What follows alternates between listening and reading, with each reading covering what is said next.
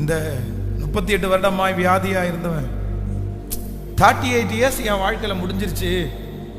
இல்ல 38 வருஷம் நம்ம ஒண்ணுமே அனுபவிக்கவே இல்லை. 38 வருஷம் அமைதியாவே இருந்துட்டோம். 38 வருஷம் எந்த சொந்தக்காரனையுமே நான் பார்க்கல. 38 வருஷம் எந்த உறவு முறை வீட்டுக்குமே நான் போகல. அவ்வளவுதான். இப்ப எனக்கு சுகமாயிருச்சு.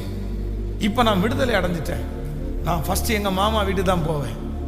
நான் ஃபர்ஸ்ட் எங்க அத்தை வீடு தான் போவேன். ஃபர்ஸ்ட் அங்க தான் போவேன். எங்கேயும் போல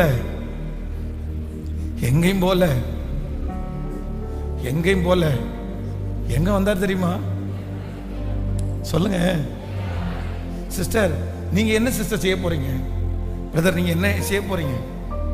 தேவாலயத்துக்கு தான் வந்தான். ஃபர்ஸ்ட் தேவாலயத்தை தான் வந்தான். எனக்கு ஆண்டவர் தான் முக்கியங்க. நம்ம என்ன நினைப்போம் தெரியுமா? சில நேரத்தில் சிலருக்கு ஆசீர்வாதம் வந்துச்சுன்னு வைங்களேன், உயர்வு வந்துச்சுன்னு வைங்களேன், எவ்வளவு அனுபவிக்க முடியும்.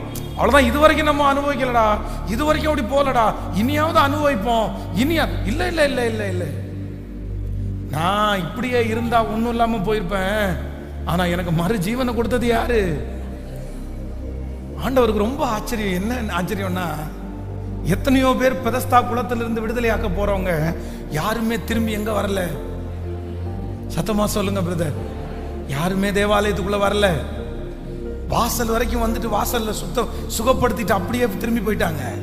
அவங்களுக்கு தேவை சுகம் மட்டும்தான். அவங்களுக்கு தேவை சுகம் மட்டும்தான். ஆனா உங்களுக்கும் எனக்கும் தேவை சுகம் மட்டும் இல்ல. எனக்கு இயேசுதான் தேவை. எனக்கு இயேசுதான் தேவை. எனக்கு அவர் தான் தேவை. நான் அவருக்காக வாழுவேன்.